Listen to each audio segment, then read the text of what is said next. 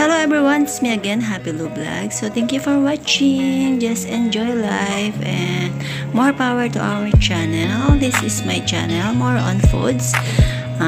We have an Arabian dishes and Filipino foods, panlasang Pinoy. And one of my routine is kinds of healthy vegetable salad here in Middle East. So thank you guys. Hi guys, yung video ko today is continuation ito ng aking lasagna. So this is my first time to do this Betchamel. So try natin kung okay yung kalalabasan. So wala kaming stick bar nung aming butter, naubusan kami ng stock. So yung ginamit ko is yung maliliit na packet sa shade ba. So yan, gamit ako ng 4 boxes ng aming butter. So i-melt ko lang siya. And then so actually may idea na rin ako, pero nakikita ko lang dati sa aking work kung paano nila ginagawa ang Betchamel. So try ko din. Kasi ang lasagna ito sa paborito ko sa pasta with hot sauce. So ayan, nag-melt ko na yung ating butter. So, next natin yung ating flour. 1, 2, actually 3 spoon ito eh. Kinap ko na siya sa small bowl natin. So, ayan. Mimix ko lang siya sa ating butter hanggang sa naging paste siya. Continue lang natin haluin.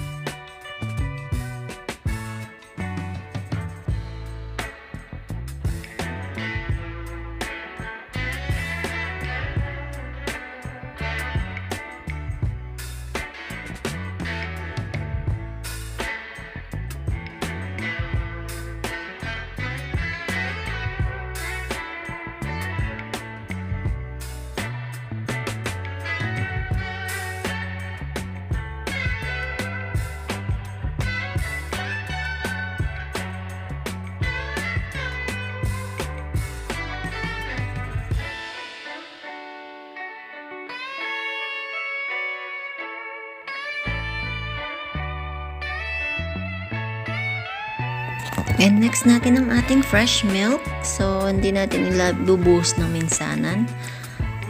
Gawin natin 2 buhusan or 3. Then, continuous lang natin sa paghalo ulit. Para matunaw lang paunti-unti yung ating butter and the flour.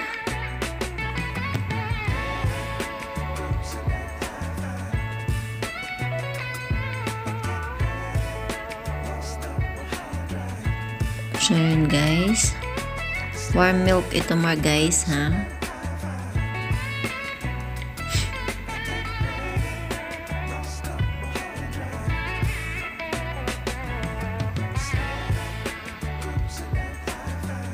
Continuous stirring. Ewan ko guys kung okay itong aking Betchamel. So, try lang para next time alam na natin kung ano yung saan tayo mag-a-adjust, ano yung kulang, ano yung dapat. So, para next time hindi na tayo mangangapa. So, yung binuhos ko na lahat yung ating fresh milk. Then, tuloy lang sa paghalo. Mas okay to kung i-whisk pero hindi na ako gumamit. Sandok na lang. So actually pang 2 person lang naman ito. Dalawa lang kaming kakain for our dinner ng aming lasagna.